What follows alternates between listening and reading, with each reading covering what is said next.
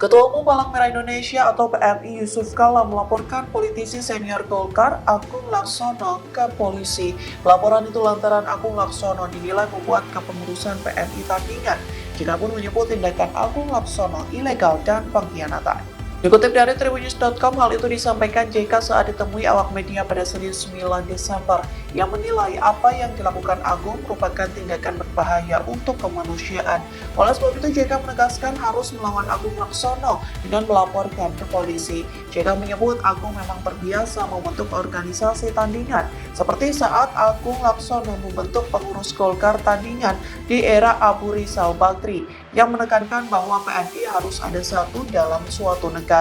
Yusuf Kala pun kini mengaku telah Download Tribun X sekarang, menghadirkan lokal menjadi Indonesia.